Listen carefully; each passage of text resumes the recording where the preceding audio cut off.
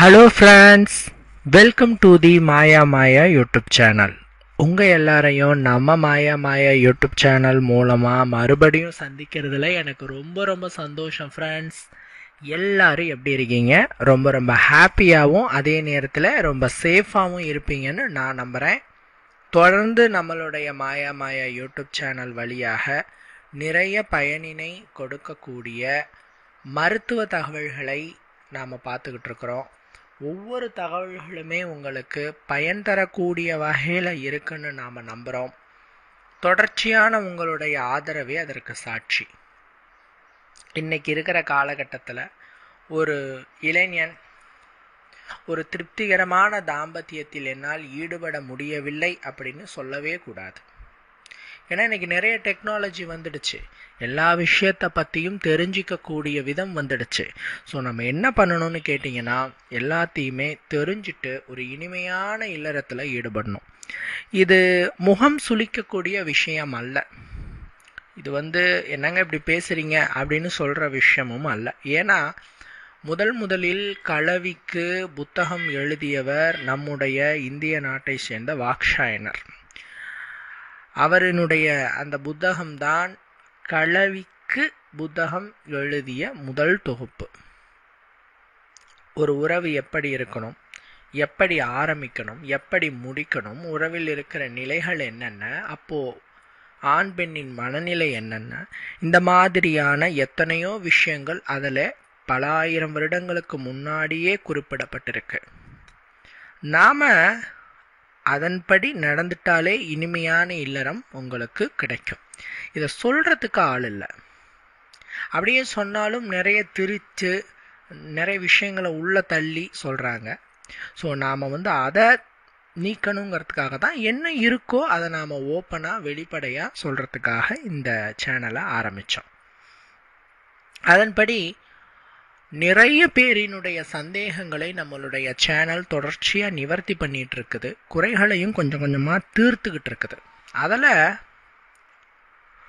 ஆண்கள் பெரும்பான்மையானவர்களினுடைய ஒரு மனக்குமுறலாக இருந்தது என்ன அப்படின்னு கேட்டிங்கன்னா, அவர்களினுடைய உறுப்பின் நீளத்தை பற்றியதான ஒரு சின்ன வருத்தம். நிறைய பேர் உறுப்பு சின்னதாக இருக்குது அப்படிங்கிற ஒரு வருத்தத்தை முன்னிலையாக வச்சுக்கிட்டு இருப்பாங்க. சில பேர் அந்த உறுப்பு வளைந்து இருக்கிறது அப்படின்னு சொல்கிறாங்க. இது சில ஆண்களுக்கு இந்த ஒரு பிரச்சனை இருக்கும். உறுப்பு வளைந்து இருக்குதுங்க அப்படின்னு சொல்லுவாங்க. வளைந்த உறுப்பு ஏதாவது பிரச்சனையா, அதனால் ஏதாவது தாம்பத்தியத்தில் பாதிப்பு உண்டான்னு கேட்டால் 100% கிடையாது. ஒரு ஆணுக்கு வளைந்த உறுப்பு இருந்ததுன்னா இட்ஸ் நார்மல், பயப்பட தேவையில்லை. சில நேரங்களில் அதில் வலி இருந்தால் ரொம்ப ரேராக தான் இருக்கும். ரொம்ப ரேராக சில பேருக்கு மட்டும் வளைந்த உறுப்பில் உறவு கொள்ளும் பொழுது வலி ஏற்படும். அப்படி வலி இருந்தால் மட்டும் மருத்துவரை அணுகுங்கள். அதுக்கு ஸ்ட்ரெச்சிங் அப்படின்ட்டு ஒரு டிவைஸ் இருக்குது. அந்த ஸ்ட்ரெச்சிங் டிவைஸை வச்சு நாம் யூஸ் பண்ணும்போது அந்த வளைந்த உறுப்பு நேராகும். இது ஒன்று. மற்றபடி இன்னும் சில பேருக்கு உறுப்பில் ஏற்படுற டவுட் அப்படின்னா, எப்படி நம்மளுடைய தோலில் வெள்ளை வெள்ளையாக ஒரு விதமான தேமல் மாதிரி பேச்சஸ் மாதிரி வருதோ, அது நல்லாவே ஒயிட்டாக இருக்கும். விட்லைஹோ அப்படின்னு சொல்லுவாங்க இல்லையா, அது அந்த குறியில் வரும், அதனுடைய மொட்டில் வரலாம். இப்படி அந்த குறியில் அந்த வெள்ளை பேச்சஸ் விட்லைஹோ வந்தால் அது ஏதாவது டிசீஸா, அதனால் பாதிப்பா அப்படின்னு கேட்குறாங்க. இதுவும் நார்மல். நம்மளுடைய தோல் அதனுடைய நிறமையை இழக்கும் பொழுது வெளுத்து போகுது. எப்படி நம்மளோட தலைமுடி நிறமையை இழக்கும் போது வெள்ளையாயிடுதோ, கருப்பு முடி வெள்ளையாயிடுதோ, அதே மாதிரி ஸ்கின் அதனுடைய நிறமையை இழக்கும் போது, ஒரு குறிப்பிட்ட இடத்துல இழக்கும் பொழுது அது வெளுத்து போயிடுது. அதனால அதான் விட்லைஹோ அப்படின்னு சொல்கிறது. இது உடலுக்கு மட்டும் இல்லை, ஆணினுடைய மர்ம உறுப்புக்கும் வரும் சில நேரங்களில். இப்படி வந்தது அப்படின்னா பயப்பட வேண்டாம். It's normal, it's completely normal. பயப்பட வேண்டாம். இதுக்கு மருத்துவம் பார்க்கலாமா, இதுக்கு ஏதாவது எடுத்துக்கலாமான்னா அது நீங்கள் எதை எடுத்தாலும் பயப்பட வேண்டிய அவசியமே இல்லை. இதுக்கு மெடிசன் ரீதியாக பார்த்தீங்கன்னா சொல்யூஷன்னா பச்சை குத்துறது. என்னங்க நீங்கள் பச்சை குத்த சொல்கிறீங்க அப்படின்னா, நார்மலாக பச்சை குத்துறது இந்த மை வச்சு குத்துவாங்க, கருப்பு கலர் வச்சு. பட்டு இது ஹாஸ்பிட்டாலிட்டி வைஸ் போனோம்னா தோலோட நிறத்துக்கு பச்சை குத்தி விடுவாங்க டாக்டர்ஸ். அது நீங்கள் நல்ல ஒரு ஸ்கின் டாக்டரை, டெர்மடாலஜிஸ்ட்டை கன்சிடர் பண்ணிங்க, அவங்கள நீங்கள் கன்சல்ட் பண்ணிங்கன்னா அவங்க அதை நீட்டாக செஞ்சு விடுவாங்க. மற்றபடி இதை பயப்படுறதுக்கு ஒன்றுமே கிடையாது. சில நேரங்களில் ஒரு ஆணினுடைய உறுப்பு சின்னதாக இருக்குங்கிற ஃபீலிங் ஏற்படும். இந்த சின்ன உறுப்பு, சிறுத்த உறுப்பு, இதை பற்றி நான் நிறைய விஷயங்களை நம்மளுடைய சேனலில் சொல்லிக்கிட்டே இருக்கேன். நிறைய உங்களுக்கு நான் தெளிவு பண்ணிக்கிட்டும் இருக்கேன். இதில் என்ன ரியாலிட்டி, உண்மைத்தன்மை என்ன அப்படின்ட்டு. இருந்த போதிலும் மக்களுக்கு ஒரு குழப்பம் இருந்துகிட்டே இருக்குது. இல்லை இது உண்மையா, இதனால் ஏதாவது பிரச்சனையா அப்படின்ட்டு தொடர்ச்சியான கேள்விகள் தான் நம்மளுக்கிட்ட வந்துக்கிட்டே இருக்குது. ஆக்சுவலாக பார்த்தீங்கன்னா ஒரு ஆணினுடைய உறுப்பு எழுச்சி நிலையில் 5.1 இன்ச் அளவுக்கு இருந்தால் அதுதான் ஆவரேஜ் சைஸ். இதுதான் ஆவரேஜ், இந்த அளவு தான். இந்தியர்களினுடைய உறுப்பின் நீளம் 5.1 இன்ச் சராசரி நீளம். இதுக்கு மேலே இருந்ததுன்னா அதனால் பெனிஃபிட்டும் இல்லை, டிஸ்அட்வான்டேஜும் இல்லை. சில பேர் சொல்லுவாங்க 7 இன்ச் இருக்குது, அதனால் ஏதாவது பாதகமா அப்படின்னு கேட்பாங்க. நிஜமாக கிடையாது. பாதகம் அப்படின்னுட்டுலாம் எதுவும் இல்லை, அதே நேரத்தில் சாதகமும் இல்லை. பெருசாக இருக்குது, எங்களால் பெருசாக்கிறனால முழு திருப்தியை இல்லறத்தில் ஈடுபட முடியுமா அப்படின்லாம் கேட்பாங்க. அது பெருசாக இருக்கிறதுக்கும் இல்லறத்தில் வேகத்தோடு ஈடுபடுறதுக்கும் சம்மந்தமே இல்லை. சின்னதாக இருக்கிறவங்களாலையும் வேகத்தோடு ஈடுபட முடியும், நல்லா எழுச்சியாக ஈடுபட முடியும். அதனால் பெரிய உறுப்பு இருக்கிறது அப்படின்னுட்டு நீங்கள் வருத்தமும் பட வேணாம், சந்தோஷமும் பட வேண்டாம். அதே நேரத்தில் 5.1 இன்ச்சுங்கிறது சராசரி நீளம். அப்போது ஸ்டார்டிங் சைஸ் என்ன அப்படின்னு கேட்பீங்க. ஸ்டார்ட் எந்த அளவுலேருந்து அப்படின்னா, இது நான் ஒரு சின்ன ஒரு விஷயத்தை உங்கள்கிட்ட சொல்லி நீங்களே புரிஞ்சுக்குவீங்க பாருங்கள். ஏன்னா நான் டக்குன்னு இந்த சைஸ் அப்படின்னு சொன்னேன்னா உங்களால் ஏற்றுக்க முடியாது. ஒரு சின்ன ஒரு விஷயம் சொல்கிறேன். ஒரு பெண்ணை திருப்திப்படுத்த வேண்டும் என்றால் அவங்களுடைய மர்ம உறுப்பில் முதல் 2 இன்ச் அளவுக்கு தான் உணர்வு நரம்புகளே இருக்குது. உணர்வு நரம்பு, இதுக்கு ஒரு எக்ஸாம்பிளுக்கு சொல்லணும்னா, பாட்டியோட சுருக்கு பையை ஒரு இமேஜின் பண்ணிக்கோங்க. இப்போ பாட்டியோட சுருக்கு பை பார்த்தீங்கன்னா மேலே நாட் இருக்கும், கயிறு இருக்கும், அதுக்கு கீழே எம்டியாக இருக்கும்.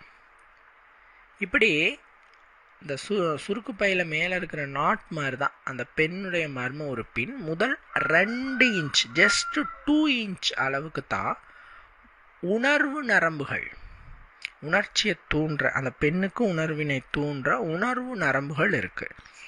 2 இன்ச்சுக்கு மேலே போகும்போது எப்படி பாட்டியோட சுருக்கு பை கீழே ஒன்றுமே இல்லை காலியாக இருக்கோ, அதே மாதிரி அந்த பெண்ணுடைய அந்த 2 இன்ச்சுக்கு மேலேயும் ஒன்றும் இல்லை. அது என்ன சொல்ல போனால் உணர்வு நரம்புகள் ரொம்ப குறைவு, ஒன்றும் இல்லைங்கிற மாதிரி. அதனால் ஒரு ஆணுக்கு 2 இன்ச்சுக்கு மேலே இருந்தாலே எழுச்சி நிலையில் நான் சொல்கிறது எழுச்சி நிலை. சாதாரண சுருங்கிய நிலையில் அளவெடுத்து பார்த்துட்டு ஐயோ 2 இன்ச்சு தான் இருக்குது, 3 இன்ச்சு தான் இருக்குன்ட்டு வருத்தப்பட்டுக்காதீங்க. நல்ல எழுச்சி அடையும் போது செக் பண்ணி பாருங்கள், ஒரு டேப் வச்சு அளந்து பாருங்கள், ஸ்கேல் வச்சு அளந்து பாருங்கள். இன்ச் வைஸ் 2 இன்ச்சுக்கு மேலே, சொல்லப்போனால் ஒரு 3 இன்ச்சுக்கு மேலே இருந்தாலே திருப்திகரமான இல்லறத்துக்கு அது போதுமான அளவு, அந்த உறுப்பே ஆரோக்கியமான உறுப்பாக கருதப்படுகிறது. ரொம்ப ஆரோக்கியமான உறுப்பும் திருப்திகரமான இல்லறத்தை கொடுக்கிற ஒரு உறுப்பின் அளவாக அந்த சைஸ் பார்க்கப்படுது. அதனால் இனிமேல் உறுப்பு ரொம்ப சின்னதாக இருக்குது அப்படின்னுட்டு வருத்தப்படாதீங்க. சின்னது பெருசுங்கிறது நம்மளுடைய கண் பார்வையில் தான் இருக்குது. எந்த அளவில் இருக்கணுமோ அந்த அளவு எல்லாத்துக்குமே கடவுள் கொடுத்துருக்கிறார். யூஸ் பண்ணுற நம்மளை பொறுத்து தான் இருக்குது. அதை எப்படி பயன்படுத்துகிறோம், அதனுடைய பயன்பாடு எப்படி இருக்குது அப்படிங்கிறதுல தான் இருக்குது. சரிங்களா? இதில் இன்னும் சில பேர் ஏதாவது ஒரு எவ்வளோதான் நம்ம சொன்னாலும் மைண்டில் அவங்களுக்கு ஓடிக்கிட்டே இருக்கும். என்னென்னா, இன்னும் கொஞ்சம் பெருசாக இருந்தால் எங்களுக்கு நல்லா இருக்குமே, சின்னதாக இருக்குது இன்னும் கொஞ்சம் பெருசாக இருந்தால் எங்களுக்கு நல்லா இருக்குமே அப்படிங்கிற ஒரு மனக்குமுறலையே இருப்பாங்க. பெரிது பண்ண முடியுமா அப்படின்னு கேட்பாங்க. உறுப்பு நீங்கள் சொல்கிறதெல்லாம் கரெக்டுங்க, பட் இன்னும் ஒரு இன்ச்சு 2 இன்ச்சு 3 இன்ச்சு பெருசாக இருந்தால் நல்லாயிருக்கும், பெரிது பண்ண முடியுமான்னு கேட்பாங்க. அறிவியல் ரீதியாக பெரிது பண்ண முடியும், பட் அதுக்கு ஒரே தீர்வு அறுவை சிகிச்சை. அறுவை சிகிச்சையில் மட்டும்தான் உங்களுக்கு பெரிது பண்ண முடியும். ஆனால் அது ரெக்கமெண்டபிள் கிடையாது. அது பரிந்துரை பண்ண மாட்டோம், பண்ணவும் கூடாது. சரிங்களா? ஏன்னா அது சில பேருக்கு மட்டும்தான் பரிந்துரையாகும். அவங்க சிறுத்த உறுப்புன்னு ஒரு ப்ராப்ளத்தோடு இருப்பாங்க. அதாவது அது பிறவி குறைபாடு. பிறக்கும்போதே சின்ன உறுப்போடு இருக்கும். அது டாக்டர்ஸ் அப்பயே கண்டுபிடிச்சி சொல்லிடுவாங்க, உங்களுக்கு இந்த ஏஜில் இந்த குழந்தைக்கு இந்த ஆப்ரேஷன் பண்ணணுன்னுட்டு. அவங்கள தவிர மற்றபடி எல்லாருக்குமே ஆப்ரேஷன்ட்டு தயவு செஞ்சு போக வேணாம். அதில் நிறைய டிஸ்அட்வான்டேஜ் இருக்குது, ப்ராப்ளமும் இருக்குது. என்னங்க இப்படி சொல்கிறீங்க? இப்போ இயற்கையான முறையில் பெரிது பண்ண முடியுமா அப்படின்னு கேட்டால் செய்யலாம். ஆனால் எலுமிச்சை பழத்தை ஆரஞ்சு பழம் ஆக்கலாம், பட் எலுமிச்சை பழத்தை பூசணி பழம் ஆக்க முடியாது. அதுக்கு நீங்கள் ஓகேனா ட்ரீட்மெண்ட்டுக்குள்ளே வரலாம். 1 இன்ச்சிலேருந்து 1.5 இன்ச் 2 இன்ச் சில நேரங்களில் நாம் சொல்கிறத கரெக்ட் எல்லாமே கரெக்டாக இருந்தால் நல்லா பிரமிப்பு அடையக்கூடிய அளவுக்கு பெரிதுபடுத்தலாம். கண்டிப்பாக பெரிதுபடுத்தலாம். அதில் நான் அடிக்கடி சொல்கிற ஒன்று தான், சில எண்ணெய்கள் பயன்படுத்தப்படுது, ஆயில்ஸ் யூஸ் பண்ணிக்கிறது. இந்த ஆயிலை பற்றி சொல்லணும்னாங்க நிறைய எண்ணெய்கள் இருக்குது இந்த உறுப்பை பெரிதுபடுத்துறதுக்கு. பட் இயற்கை ரீதியாக எண்ணெய்கள் இருக்கா அப்படின்னா, நம்மளோட கண்ணுக்கு எதிரில் இருக்கிறத இந்த தேங்காய். இந்த தேங்காய் நல்ல முத்தின தேங்காவை எடுத்து நல்லா உள்ளே இருக்க பருப்பை எடுத்து அரைச்சிட்டு இதுலேருந்து தேங்காய் பாலை பிழிஞ்சு எடுத்து இதை உருளி அப்படிங்கிற ஒரு பாத்திரம், அடிகனமான பாத்திரம், உருளின்னு பேர். இதில் ஊற்றிட்டு நல்ல மிதமான சூட்டில் அந்த தேங்காய் பாலை காய்ச்சணும். இப்படி நீங்கள் காய்ச்சும் போது எண்ணெய் பிரிஞ்சு வரும். இந்த எண்ணெயை தனியாக நீங்கள் எடுத்துக்கணும். இப்போ நீங்கள் அடுத்த கேள்வி கேட்கலாம், ஏன் தேங்காய் பாலில் இருந்து எண்ணெய் எடுக்கிறோம்? நம்ம பொதுவாக நம்மளோட ப்ரொசீஜர் தேங்காய் பருப்பை வெயிலில் காய போட்டு எடுப்போம். பட் ஏன் இப்படி எடுக்கிறேன்னா, இந்த முறையில் செய்யக்கூடிய தேங்காய் எண்ணெய்க்கு தான் சக்திகள் அதிகம், மருத்துவ குணமும் அபரிவிதமாக இருக்கும். சரிங்களா? அதனால் இது பேர் விர்ஜின் கோகனட் ஆயில் அப்படின்ட்டு சொல்கிறது. இந்த விர்ஜின் கோகனட் ஆயிலை நீங்கள் தயார் பண்ணிவிட்டு, இந்த கோகனட் ஆயில் நான் சொன்ன மாதிரி ஒரு 4-5 சொட்டு ஆண்கள் அவர்களினுடைய உறுப்பிலே போட்டு தடவிட்டு ஒரு மெல்லிய சாஃப்ட் மசாஜ் செஞ்சுக்கணும். இரவு தூங்கிறதுக்கு முன்னாடி நல்லா உறுப்பிலே தடவிட்டு ஒரு சாஃப்ட் மசாஜ் பண்ணிக்கணும். இப்படி பண்ணுறதுனால உறுப்பு நல்லா எழுச்சியாகிறத பார்க்க முடியும். உறுப்பில் பாயக்கூடிய நரம்புகளில் இருக்கிற தொய்வு நீங்கும், இரத்த ஓட்டம் நல்ல சீராகும், உறுப்பு நல்லா வனப்பாகவும் நல்ல ஒரு எழுச்சியோடும் இருக்கிறத பார்க்க முடியும். ஸோ இந்த விர்ஜின் கோகோனட் ஆயிலை தேய்க்கலாம், டெய்லியுமே அப்ளை பண்ணிக்கலாம். இது ஒரு நல்ல சொல்யூஷன். அடுத்த சொல்யூஷன் என்ன அப்படின்னு கேட்டால் நல்லெண்ணெய். இதை எள்ளெண்ணெய் அப்படின்னு சொல்லுவோம். நல்லெண்ணெயை பற்றி சொல்லணும்னாங்க, கடவுள் நமக்கு கொடுத்த ஒரு வரப்பிரசாதம் நல்லெண்ணெய். இதை முன்னோர்கள் மக்களிடத்தில் கொண்டு போய் சேர்க்கறதுக்கு நிறைய போராடினாங்க, நிறைய விஷயங்களை சொன்னாங்க. ஏன்னா இந்த நல்லெண்ணெயை ஈமச்சடங்குகளுக்கு பயன்படுத்துகிற ஒரு பொருளாக தான் நம்ம வச்சுருந்தோம். இந்த இலவு வீட்டில் எண்ணெய் தேய்ச்சி குளிப்பாட்டுறது, பட் அதே மாதிரி இலவு வீட்டில் பயன்படுத்துகிற ஒரு துர்துஷ்டமான ஒரு பொருளாக தான் வச்சுருந்தோம். மக்கள் இதை அதிகமாக யூஸும் பண்ணலை. இந்த ஏன்னா எள்ளுலேருந்து வர்றது இன்னமுமே கிராமங்களில் வெளில பாருங்கள், எள்ளுங்கிறது ஒரு அமங்கலமான ஒரு பொருளாக தான் பார்ப்போம்.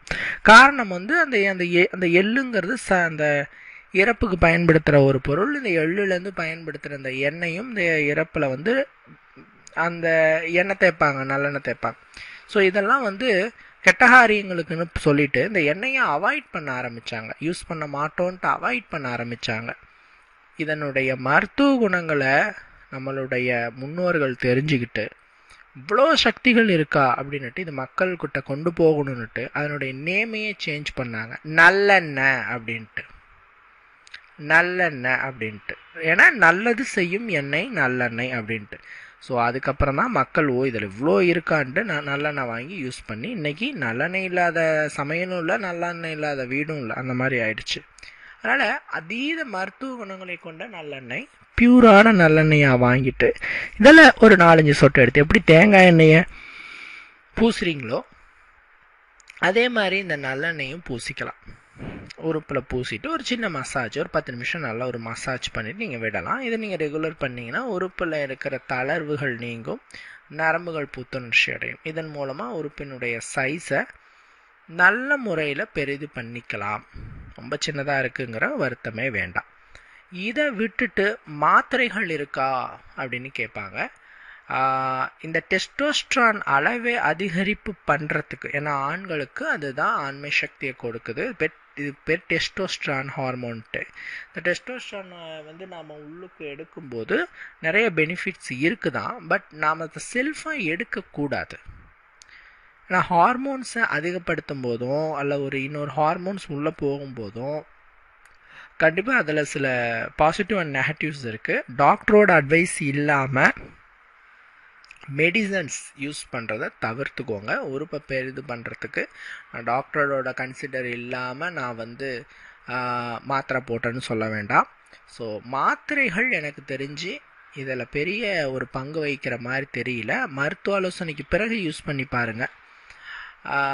மற்றபடி பார்த்தீங்கன்னா உறுப்பை வந்து பெரிதுபடுத்துறதுக்கு இந்த டெஸ்டோஸ்ட்ரான் அளவை இன்க்ரீஸ் பண்ணுறதுக்கும் விடியற்காலையில் நீங்கள் இல்லறத்தை வச்சுக்கிறதுங்கிறது பெஸ்ட்டாக இருக்கும்.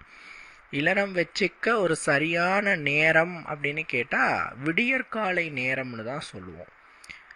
ஏன் விடியற்காலை நேரத்துக்கு இவ்வளோ ஒரு ஸ்பெஷல் அப்படின்னு கேட்டாங்க, நிறைய காரணம் இருக்குது. அதில் முதல் காரணம் வந்து எப்பயுமே நீங்கள் உறவு வச்சுக்கிறீங்க அப்படின்னு சொன்னால் ஒன்று வயிறு முட்டை சாப்பிட்டுட்டு உறவில் ஈடுபட கூடாது, வயிறு காலியாக இருக்கும்போது தான் ஈடுபடணும்.